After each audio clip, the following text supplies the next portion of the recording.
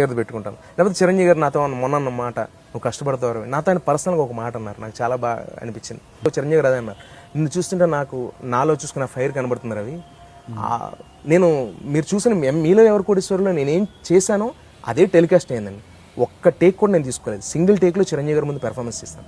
దానికి నేను ఎన్ని అహోరాత్రులు కష్టపడ్డానో అన్నీ పడ్డాను. 5 రకాల ఆయన జీవితం మొత్తాన్ని 5 నిమిషాల్లో చూపించడానికి నేను చేసిన ప్రయత్నం, ఆయన నుంచి ఉండగా డ్రెస్ చేంజ్ చేసుకుని వచ్చిన విధానం, 3 సెకండ్లో డ్రెస్ చేంజ్ చేసుకున్నాను తెలుసండి. 3 సెకండ్లో పంచి కట్టుకుని అది ప్యాంట్ షర్ట్లోకి వచ్చి ఒక చిన్న ఇది కాలర్ పెట్టుకుని క్యాప్స్ గ్లౌజెస్ తొడుక్కుని చిరంజీవి గారు నుంచి ఉండగా ఒక పంచి కట్టుకుని ఒక పల్లెటూరులో ఉన్న పాలేరు క్యారెక్టర్ నుంచి షిఫ్ట్ అయ్యి ఎంత వణుకొస్తుందో తెలుసండి. కట్ చెప్పగానే అటు పక్కకి వెళ్ళి ఆ పంచి విప్పి తీసి వణుకు శివరింగ్ వచ్చేస్తుంది. మళ్ళీ టేక్లోకి రాగానే ధైర్యం ఎక్కడో మళ్ళీ చిరంజీవి గారు, ఆయన కళ్ళు చూస్తే నటన మర్చిపోతానేమో, ఒక అభిమానం అయిపోతానేమో అన్న భయం. అదండి నాకు సినిమా అంటే అంత గౌరవం, అంత ప్రాణం కాబట్టి నాకు చిరంజీవి గారు అంటే నాకు చాలా ఇష్టం అండి. ఆటోమేటిక్గా నాకు ఆయన వస్తారు. అది నాకున్న నా ప్రాబ్లం, నా బాడీలో ఉన్న ప్రాబ్లం, అది నేను తగ్గించుకుంటాను తప్ప నేను కావాలని అయితే చేయనండి. అది నేను మీ ద్వారా పబ్లిక్ చెప్పుకుంటున్నాను.